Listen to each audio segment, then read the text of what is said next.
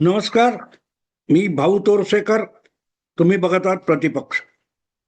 मित्रांनो, आज 13 नोव्हेंबर आहे आणि काल 12 नोव्हेंबर होती. ज्या तारखेची म्हणजे 12 नोव्हेंबर 2025, ज्या तारखेची अनेक मराठी पत्रकार व्याकुळ होऊन प्रतीक्षा करत होते. व्याकुळ होऊन. कधी एकदा 12 तारीख नोव्हेंबरची 2025 सालातली उजाडते आणि कधी एकदा एकनाथ शिंदे यांच्या हातून धनुष्यबाण आणि शिवसेना हे नाव हिसकावून सुप्रीम कोर्ट ते उद्धव ठाकरेंच्या हाती सोपवतं. यासाठी गेल्या काही महिन्यांपासून, काही वर्षांपासून अनेक मराठी पत्रकार व्याकुळ झालेले आहेत. कदाचित जेवढा आदित्य ठाकरे, उद्धव ठाकरे, संजय राऊत आणि त्यांच्या सोबतचे अनेक निष्ठावान शिवसैनिक जितके त्या धनुष्यबाणासाठी व्याकुळ झालेले नसतील, तितके हे असे काही पत्रकार, विश्लेषक, संपादक, युट्यूबर्स व्याकुळ झाल्यासारखे आणि रोजच्या रोज साधारण एक दिवस आड तरी 12 तारीख आली की उद्धव ठाकरे यांच्या त्या याचिकेची अंतिम सुनावणी होणार आणि जणू काय ती सुनावणी सुरू झाली की सन्मानपूर्वक उद्धव ठाकरेंना आमंत्रित केलं जाईल आणि त्यांच्या हाती ती धनुष्यबाण ही निशाणी सोपवली जाणार आणि तो अभूतपूर्व क्षण, ऐतिहासिक क्षण आपण आपल्या कॅमेऱ्यात कोर्टात प्रतिबंध असताना सुद्धा टिपून घेऊ, यासाठी ही व्याकुळ झालेली मंडळी होती. त्यांचा काल म्हणजे 12 नोव्हेंबरला प्रचंड भ्रमनिरास झाला. प्रचंड भ्रमनिरास म्हणजे झालं काय, त्याच्यावर ठाकरे ब्रँडचे नेते, ठाकरे ब्रँडचे जे कोणी असतील मॅनेजर, यांना वेदना नव्हत्या, इतक्या वेदना यांच्या होत्या. आणि परत एकदा तारीख पे तारीख, तारीख पे तारीख हे रडगाणं हे सगळे लोक गायला लागले. खरं तर हे अपरिहार्य होतं. यात काहीही वेगळं घडलेलं नाही. देशाच्या इतिहासामध्ये, सुप्रीम कोर्टाच्या इतिहासामध्ये, भारतीय न्याय व्यवस्थेच्या इतिहासामध्ये यापैकी काहीही वेगळं घडलेलं नाही. पण असं का घडलं हे सांगताना सुद्धा अनेक पत्रकारांना आपले अश्रू कसे आवरावेत, आवंडा गिळता कसा येईल याची चिंता होती. कारण आता हे सगळी सुनावणी अवघ्या 5 मिनिटात संपली असंही बातमी आलेली आहे. दोन्ही बाजूचे वकील म्हणजे अभिषेक मनु सिंघवी असतील किंवा इकडचे काय ते देवदत्त कामत होते, तिकडचे रोहटगी असतील, हे सगळे हजर होते. त्यांच्याशी सुप्रीम कोर्टाच्या खंडपीठाने जे भावी सरन्यायाधीश आहेत ते सूर्यकांत यांनी सुद्धा थेट बातचीत केली आणि इतका वेळ लगेच देता येणार नाही, अनेक महत्वाच्या केसेस कोर्टासमोर, खंडपीठासमोर पडून आहेत, अशी परत एकदा टोलवाटोलवी केली. आणि 3-3.5 वर्षापासून पडून राहिलेली ही केस आणखीन 2 महिने, 2.25 महिने की 9 महिने, काय ते 9 आठवडे ही पुढे ढकलून दिली आणि 21 जानेवारी 2026 म्हणजे पुढच्या वर्षीची तारीख दिली, ज्या दिवशी सलग याची सुनावणी होईल. कदाचित 1-2 दिवस होईल. त्याच्याबरोबर शरद पवारांच्या राष्ट्रवादीची याचिका आहे, ती पण त्याच वेळेला सुनावणीला घेतली जाईल किंवा थोडं वेगळं होईल, वगैरे वगैरे तुम्ही ऐकलेलं आहे, मी त्यात पडत नाही. पण ज्यांना कुठल्याही अज्ञात व्यक्तीच्या घरामध्ये, किचनमध्ये किंवा संडासामध्ये काय शिजतंय किंवा काय पडतंय याची सुद्धा अत्यंत बारकाईने माहिती असते आणि आतल्या सूत्रांकडून आलेली बातमी असते. त्यापैकी कोणीतरी एक असले पत्रकार तारीख परत का पडली याचा खुलासा करतील ही माझी अपेक्षा होती. पण माझाही अपेक्षा भंग झाला.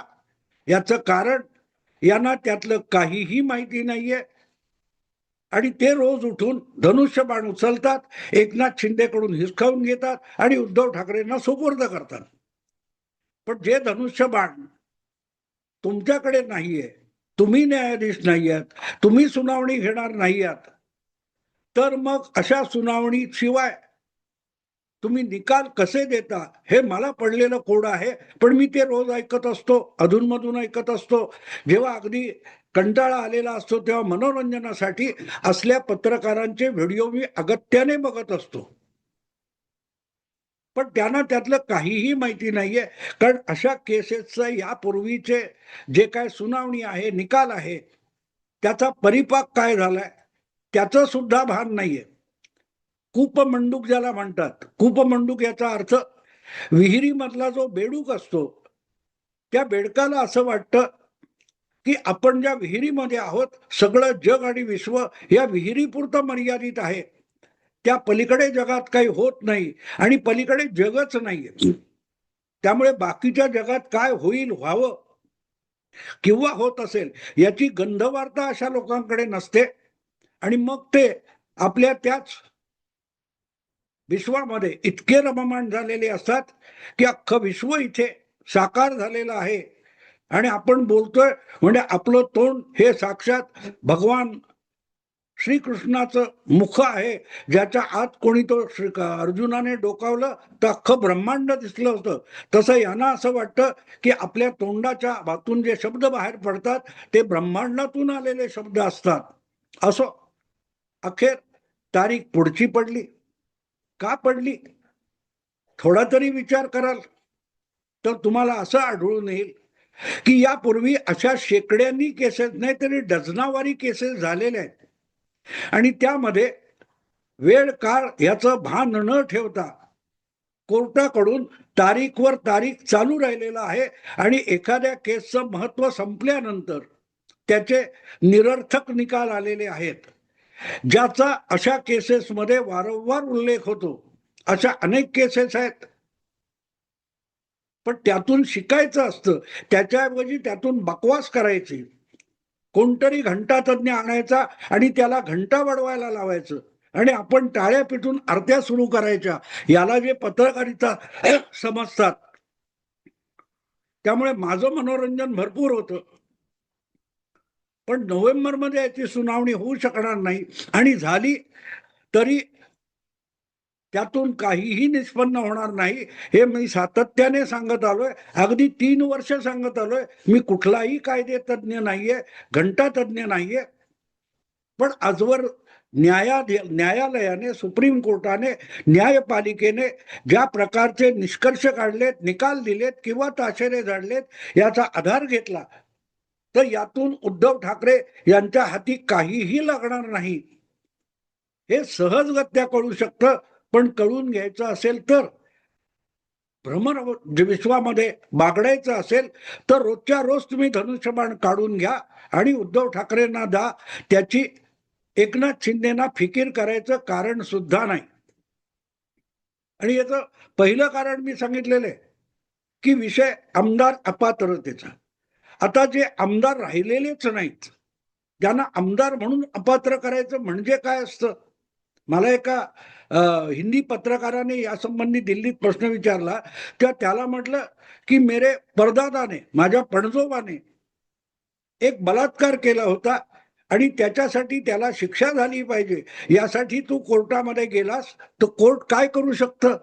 कारण माझा पणजोबा आज हयातच नाहीये. त्याच्या विरुद्ध तुम्ही कुठली कारवाई करू शकता आणि कोर्ट कुठला न्याय देऊ शकतं?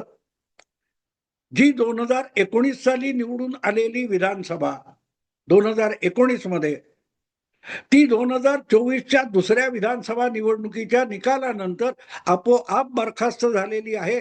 त्यामुळे त्या काळातल्या, त्या 5 वर्षातल्या आमदारांनी जे काही केलेलं असेल त्याविषयी आता कुठलीही काहीही कृती न्यायालय करू शकणार नाही. हा, फार तर म्हणतील ते झालं ते चुकीचं होतं, पण ते दुरुस्त होऊ शकतं का? दुरुस्त होणार नसेल तर मग त्यांना अपात्र ठरवून व्यवहारी परिणाम काय आहे? पण कसं का असेना, झूठा ही सही ते गाणं आहे ना, पल भर के लिए कोई हमें प्यार कर ले, झूठा ही सही. तेव्हा न्यायालयाने खोटं खोटं का होईना एकनाथ शिंदेचं धनुष्यबाण काढून यावं किंवा त्यांना चुकीचं दिलेलं आहे असं सांगावं, त्याचा परिणाम काही होणार नसेल तरी तेवढं सांगितलं तरी आम्ही खुश होऊ. पल भर के लिए कोई हमें प्यार कर ले, झूठा ही सही. नेमकी ही अवस्था आहे आणि ही अवस्था ज्यांचं राजकारण आणि राजकीय जीवन त्यात अडकलेलं आहे अशा उद्धव ठाकरे किंवा त्यांच्या जवळच्या लोकांना असं वाटत असेल तर समजू शकतं. पण ज्यांचं याच्याशी काही घेणं देणं नाही, ज्यांचं व्यक्तिगत पातळीवर एकनाथ शिंदे किंवा भाजपशी काहीही भांडण सुद्धा नाही, ते रोज उठून एकनाथ शिंदे यांचं धनुष्यबाण काढून घेतात आणि उद्धव ठाकरेंकडे सुपूर्द करतात. असे जे अघोषित किंवा स्वयंघोषित न्यायमूर्ती बनलेले आहेत आणि कुठची तरी काल्पनिक न्यायपालिका चालवत असतात, त्या न्यायपालिकेमध्ये एकच वकील काम करत असतो, त्याचं नाव आहे असीम सरोदे. आता काहीच सापडत नसेल की असीम सरोदे यांना पकडायचं आणि त्यांच्याकडून बदलून घ्यायचं की आता 12 नोव्हेंबरला सुनावणी होणार, सलग सुनावणी होणार आणि एकनाथ शिंदे अडचणीत आलेले आहेत, कारण ती सुनावणी होणार आणि सुनावणी झाली की निकाल म्हणून त्यांच्याकडचं धनुष्यबाण हे चिन्ह आणि शिवसेना हे पक्षाचं नाव सुप्रीम कोर्ट काढून घेणार आणि उद्धव ठाकरेंकडे सोपवणार. या मूर्खांना एवढं माहिती नाहीये की कमीत कमी आता उद्धव ठाकरे किंवा त्यांच्या गटाची किंवा त्यांच्या समर्थक वकिलांची एवढीच अपेक्षा आहे की कमीत कमी एकनाथ शिंदे यांना मिळालेलं जे धनुष्यबाण निवडणूक चिन्ह आहे ते तरी गोठवा. असं कधी गोठवलं जातं हे सुद्धा यांना माहित नाही. यापूर्वी स्वातंत्र्योत्तर काळामध्ये काँग्रेस पक्षाकडे बैलजोडी नावाची निशाणी होती, पण 69-70 मध्ये काँग्रेस पक्ष इंदिराजींच्या कृपेने फुटला आणि 2 काँग्रेस झाल्या, संघटना काँग्रेस आणि सत्तारूढ काँग्रेस. त्या दोघांचा विषय जेव्हा निवडणूक आयोगाकडे गेला तेव्हा त्यांनी बैलजोडी ही निशाणी गोठवलेली होती आणि ती गोठवल्यानंतर निवडणुका झाल्या. निवडणुकांमध्ये गाय वासरू ही इंदिराजींची निशाणी होती आणि चरखा चलाती महिला असं संघटना काँग्रेसला मिळालेली निशाणी होती. पण इंदिराजींना 71च्या निवडणुकीमध्ये इतकी थम्पिंग मेजॉरिटी मिळाली की निवडणूक आयोगाने निर्णय घेतला की बाबा इंदिरा काँग्रेसला म्हणजे सत्तारूढ काँग्रेसला अधिकृत काँग्रेस म्हणून मान्यता दिली. तेव्हा इंदिराजींनी सांगितलं किंवा त्या पक्षाने सांगितलं आम्हाला बैलजोडी ही निशाणी नकोय, तुम्ही गोठवून टाका. पण ती निशाणी त्यांना देऊ केलेली होती, इंदिरा काँग्रेसला देऊ केली होती, पण इंदिरा काँग्रेसने ती निशाणी घेतली नाही आणि ती गोठवली गेली आणि इंदिराजींच्या पक्षाचं गाय वासरू ही निशाणी कायम राहिली. ती परत 1980च्या निवडणुकीमध्ये 78-80च्या निवडणुकीमध्ये ती निशाणी परत ज्या गटाकडे गेली त्या गटाला मिळाली आणि इंदिराजींना मिळाली नाही. इंदिराजींनी आपल्या पक्षासाठी हाताचा पंजा हे जे चिन्ह घेतलं ते अजूनही चालू आहे. पण इंदिराजींनी स्थापन केलेल्या पक्षाला, इंदिरा काँग्रेसला, आय काँग्रेसला जी गाय वासरू निशाणी मिळाली होती त्याच्यावरच खुद्द शरद पवार किंवा यशवंतराव चव्हाण हे 80 नंतरच्या निवडणुका लढवत होते, पण पराभूत झाले. हळूहळू करत तो पक्ष वेगवेगळ्या नावात विभागला गेला आणि ती निशाणी गोठवली गेली, गाय वासरू, हाताचा पंजा शिल्लक राहिला. सवाल इतकाच असतो की जो पक्ष जिंकतो त्याला ती निशाणी मिळाली आणि त्याला ती नको असेल तर गोठवली जाते. समाजवादी पक्षाचे 2 गट होते, प्रजा समाजवादी आणि संयुक्त समाजवादी. संयुक्त समाजवादी पक्षाची निशाणी वडाचं झाड होतं मोठं पसरलेलं डेरेदार आणि प्रजा समाजवादी पीएसपीची निशाणी होती झोपडी. जेव्हा हे 2 पक्ष एकमेकात विलीन झाले तेव्हा झोपडी निशाणी गोठवली गेली. ती कोणाची तरी काढून घेतली असं नाहीये. तुमची आहे आणि तुम्हाला ती निशाणी नको म्हणून गोठवली जाणं हा वेगळा विषय असतो.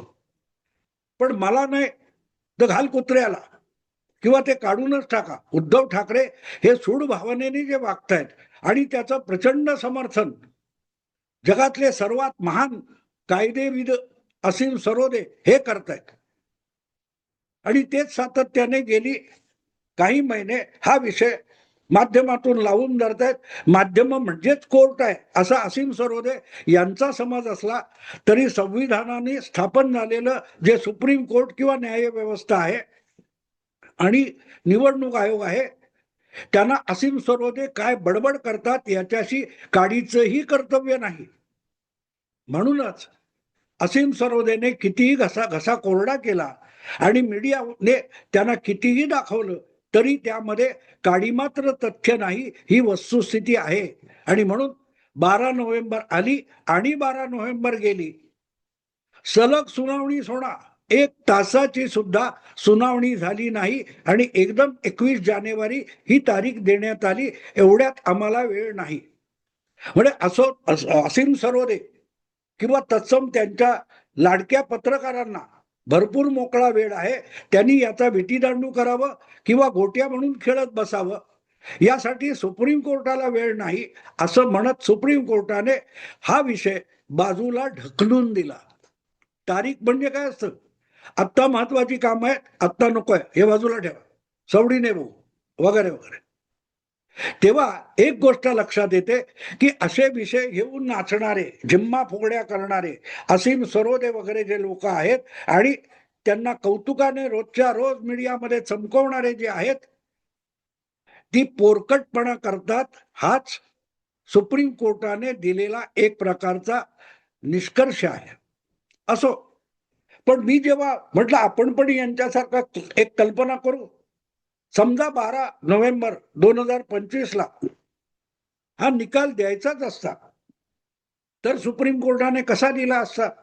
तुम्हाला आठवत असेल तर साधारण 2 आठवड्यापूर्वी मी प्रतिपक्षावर एक व्हिडिओ केला होता. भाजपचं भयंकर मोठं षडयंत्र, कारण आरोप आहे भाजपने निवडणूक आयोग सगळी शासन व्यवस्था तुमचं सुप्रीम कोर्ट सगळंच्या सगळं खिशात घातलेलं आहे. या सगळ्या भाजपच्या कठपुतळ्या आहेत. हा आरोप तर आहेच आणि मग तो आरोप ग्राह्य धरला तर मग न्यायपालिका सुप्रीम कोर्ट कसं वागू शकेल. पर्टिक्युलरली उद्धव ठाकरे यांची जी याचिका आहे या बाबतीत सुप्रीम कोर्ट कसं वागू शकेल, खंडपीठ कसं वागू शकेल याचा जेव्हा मी विचार करत गेलो, कल्पनाविलास करत गेलो तेव्हा माझ्या लक्षात एक गोष्ट आली की 12 नोव्हेंबर 2025 सुप्रीम कोर्टाच्या खंडपीठासमोर या सुनावणीसाठी जेव्हा दोन्ही बाजूचे वकील जमा झाले होते तेव्हा आपल्या समोर उभा असलेल्या वकिलांचा घोळका जो बघितला खंडपीठाच्या न्यायाधीशांनी तेव्हा त्यांच्यात लक्षात एक गोष्ट आली की अरेच्या अत्यावश्यक या सुनावणीसाठी अत्यावश्यक असलेला जगातला सगळ्यात मोठा कायदे पंडित आणि कायद्याचं दैवत असीम सरोदे तर गायब आहे. आणि असीम सरोदे गायब असेल तर मग सुनावणी करणार कशी. असीम सरोदे कोर्टात आल्याशिवाय याची सुनावणी होऊ शकत नाही. या निष्कर्षापत बहुधा सुप्रीम कोर्टाचं खंडपीठ आलं. ते कोण बागची आणि सूर्यकांत नावाचे न्यायमूर्ती आहेत ते या निष्कर्षापर्यंत आले की समोर जोपर्यंत असीम सरोदे नसतील तोपर्यंत सुनावणी करायची नाही. आणि म्हणूनच मी एक भाजपचं कारस्थान असल्याचा भयंकर षडयंत्र असल्याचा एक स्वतंत्र व्हिडिओ 2 आठवड्यापूर्वी टाकला होता की अचानक ही सुनावणी जवळ आली असताना कुठल्या तरी एका तक्रारीवरून महाराष्ट्र बार कौन्सिलच्या संघटनेने वकिलांच्या संघटनेने असीम सरोदे यांची वकिलीची सनद 3 महिन्यासाठी स्थगित केलेली आहे. आणि गोष्ट सरळ होती, 3 महिने जर स्थगित केली 2 आठवड्यापूर्वी तर 12 नोव्हेंबरला होणाऱ्या सुनावणीसाठी असीम सरोदे गैरहजर राहू शकतील, हजर राहू शकणार नाहीत, वकील म्हणून हजर राहणार नाहीत. आणि ते हजर नसतील तर धनुष्यबाण एकनाथ शिंदेकडून काढून घेऊन उद्धव ठाकरेंच्या हाती सुपूर्द करण्यासाठी आधी कोणाकडे सुपूर्द करायचा तो असीम सरोदे यांच्याकडे सुपूर्द करायचा असाच खंडपट्टाचा निष्कर्ष असणार, निकाल असणार. पण ते धनुष्यबाण स्वीकारायला, ते शिवसेना हे नाव स्वीकारायला असीम सरोदेच कोर्टात नसतील तर सुनावणी घेण्यात काय अर्थ होता? आणि म्हणून माझं ठाम मत आहे की सुप्रीम कोर्टाच्या खंडपीठाच्या सुनावणीच्या वेळेला 12 नोव्हेंबर 2025 रोजी असीम सरोदे गैरहजर होते, म्हणूनच ही सुनावणी होऊ शकली नाही आणि ती जानेवारी 2026 पर्यंत जाऊन पोहोचली. मित्रांनो, विचार करा गंभीरपणे. जे रोज असीम सरोदेंची टिमकी वाजवत धनुष्यबाणातून नसलेल्या काय त्या प्रतंचेला बाण लावून शरसंधान करीत असतात, त्यांनी जरा गंभीरपणे विचार करा की असीम सरोदे नव्हते म्हणून काय झालं, म्हणून सुनावणी झाली नाही. असो मित्रांनो, आता इथे थांबतो. आवडलं लाईक करा, शेअर करा आणि प्रतिपक्षाला सबस्क्राईब करा. नमस्कार.